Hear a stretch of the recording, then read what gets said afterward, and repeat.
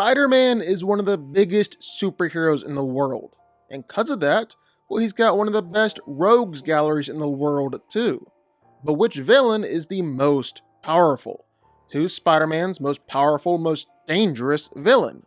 What are they? That's what we're going to find out.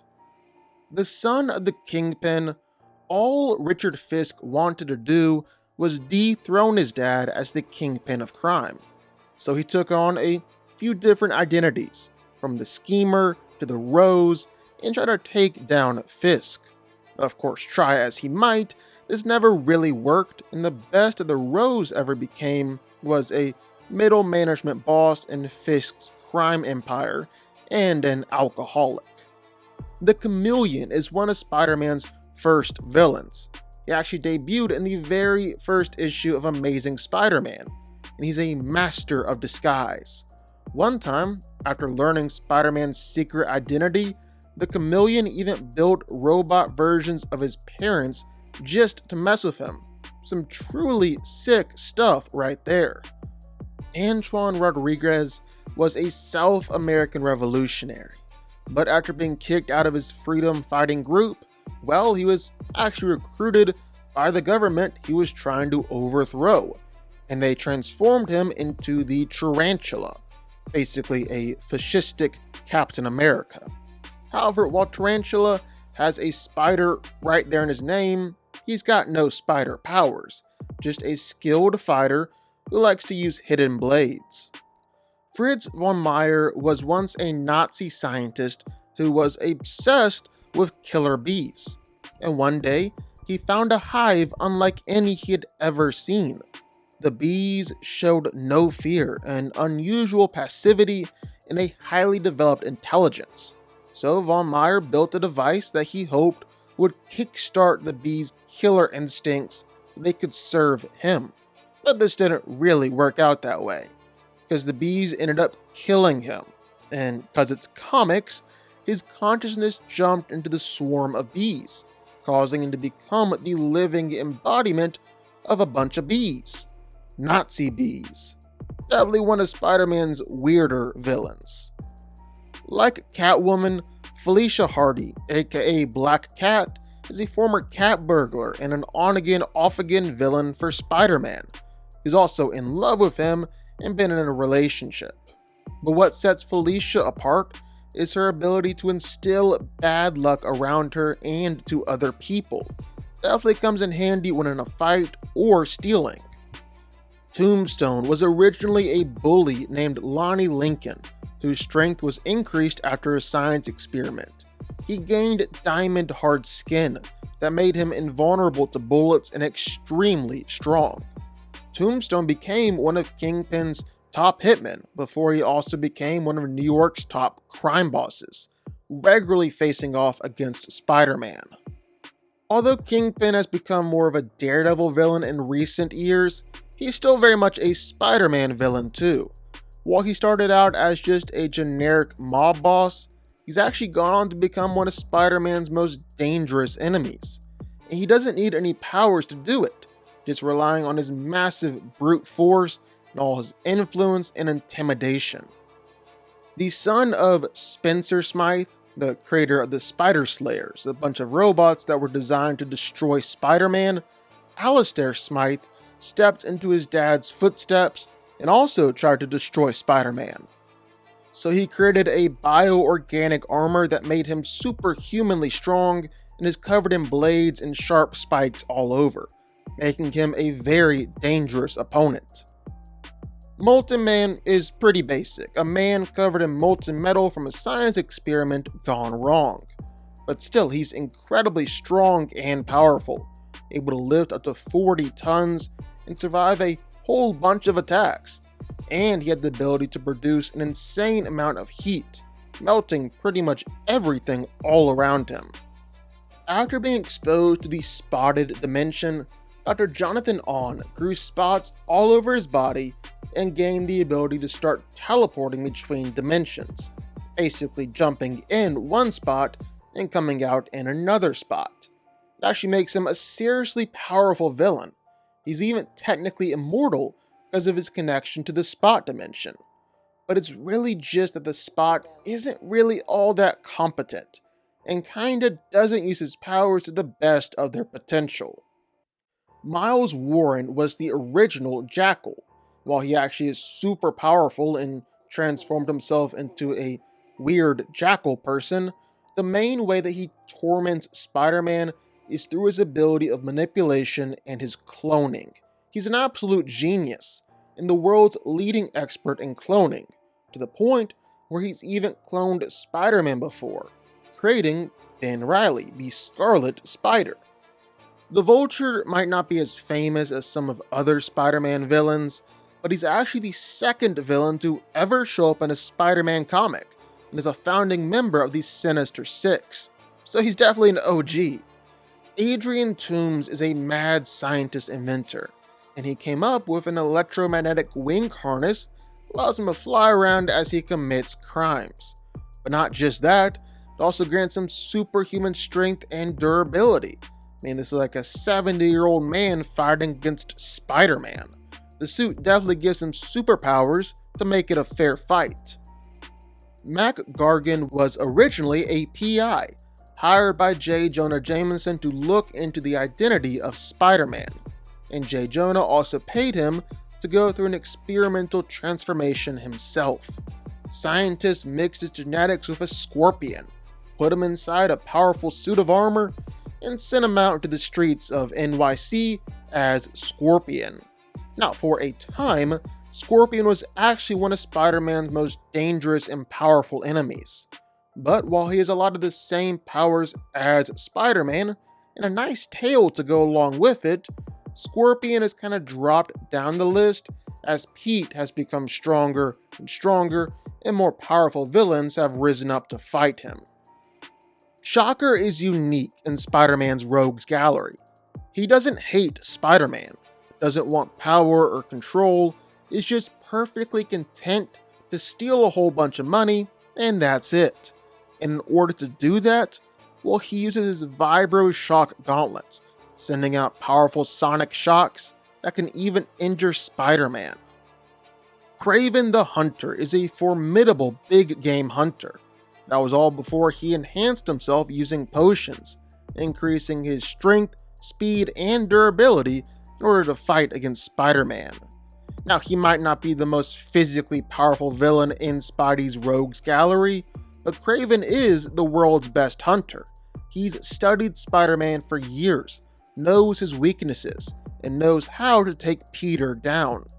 In fact, Kraven has done just that before.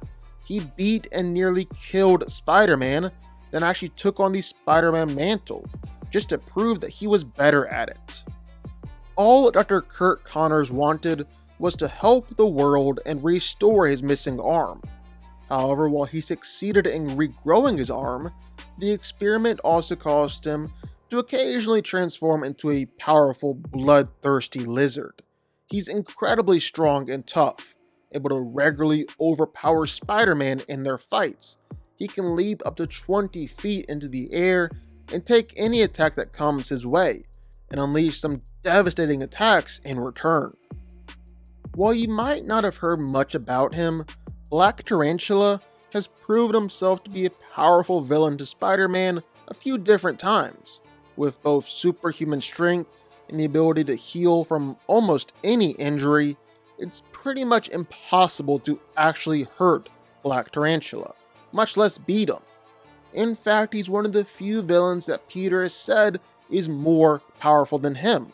Spider-Man said that he was both weaker and slower than Black Tarantula in one of their fights.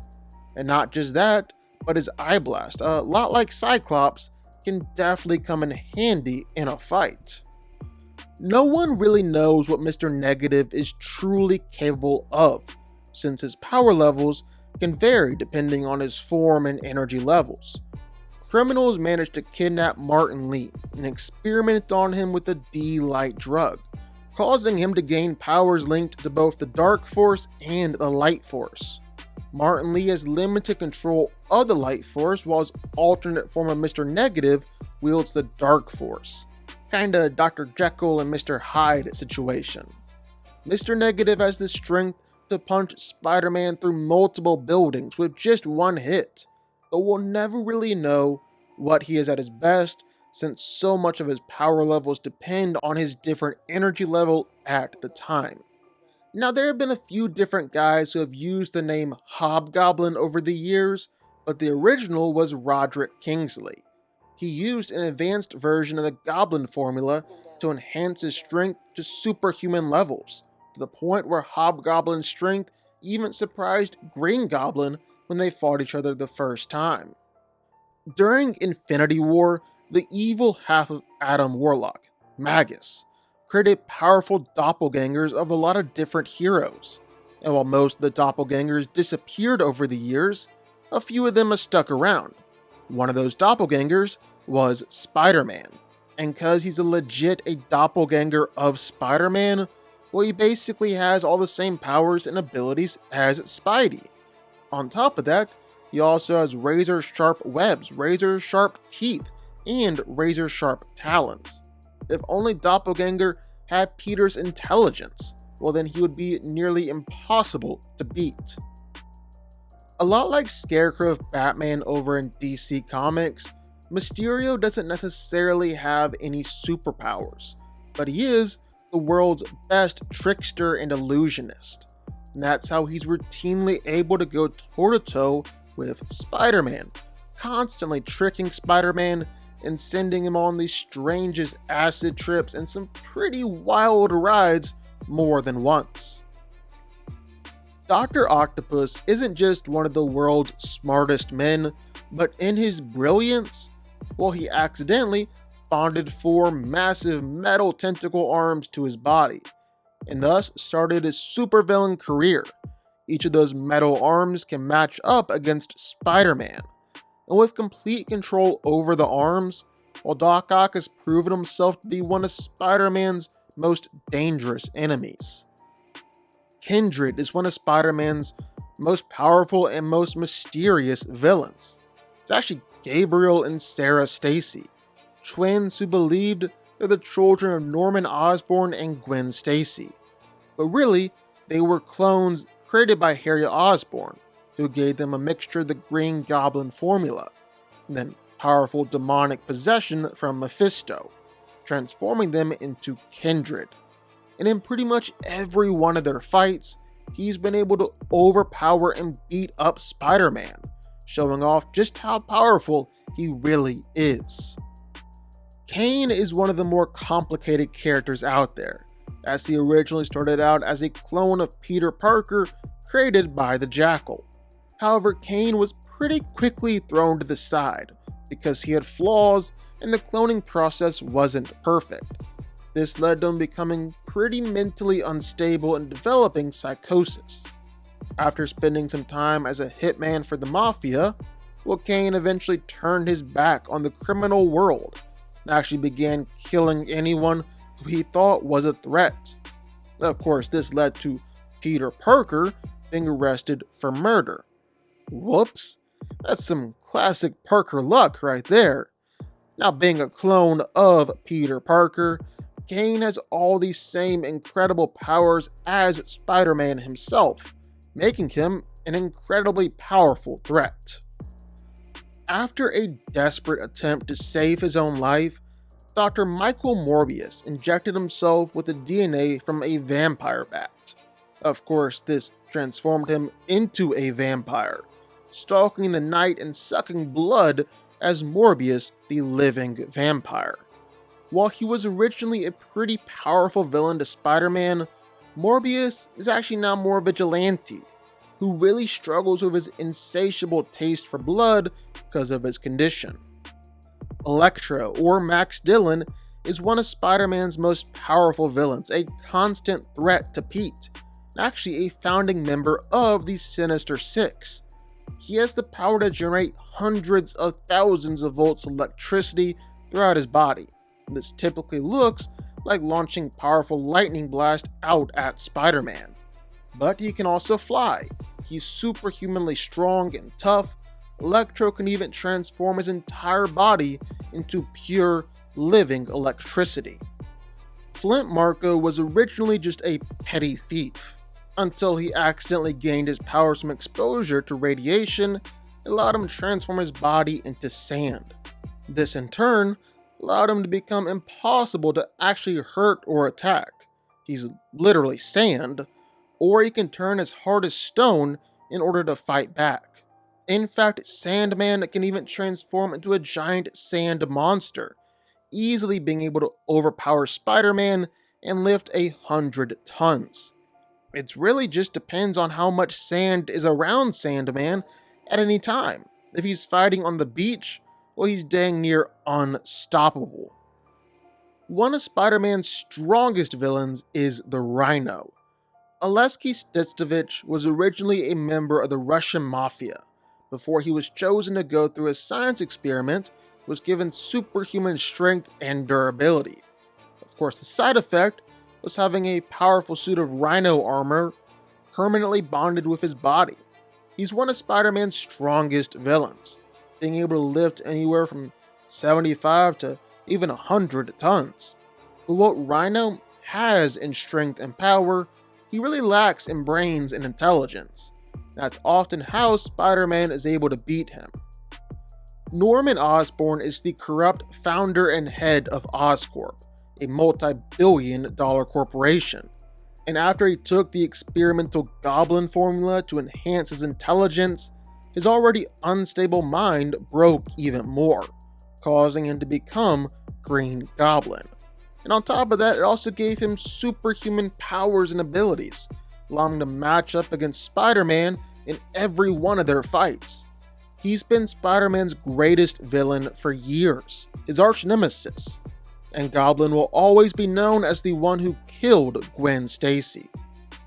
This alien symbiote originally bonded with Spider-Man, causing Pete to become impossibly more powerful, and when it bonded with Eddie Brock, well, it did the same thing again, becoming Venom. And Venom has routinely been able to beat and overpower Spider-Man. He can lift up to 70 tons and mimic or copy all the same powers that Spider-Man has. On top of that, because Peter is bonded with the symbiote before, his spider sense doesn't actually work around Venom, making Venom all the more deadly. The Carnage symbiote is an offshoot of Venom who bonded with the brutal serial killer named Cletus Cassidy. And like Venom, the symbiote gave him superhuman strength along with all the other abilities from Spider-Man. But the kicker is, he was exceptionally more powerful than both. He was able to lift over 80 tons, which made him a challenge to both Venom and Spider-Man combined. Morlun is undoubtedly one of the coolest Spider-Man villains out there, and also the most powerful. He's able to absorb the life force of others, giving him an unlimited power source to draw upon, and he can track any person who he wants to. He can fly, he's incredibly durable, and he's even been known to cheat death on multiple occasions. He's defeated countless different iterations of Spider-Man. Every fight that Pete has ever had of Morlun has been the hardest fight of his life. There's no doubt that Morlun is the most powerful villain in Spider-Man's rogues gallery. He's just in a class of his own. But what do y'all think? Sound off in the comments down below. I know you're gonna have thoughts and feelings on this one for sure. If you stuck around this long and made it to the end of the video, that's amazing. Thank you so much for watching and for supporting us. And if you want to go subscribe, well, go subscribe. You're going to see more videos like this one every single week. I'll see y'all then. I'll see y'all next time.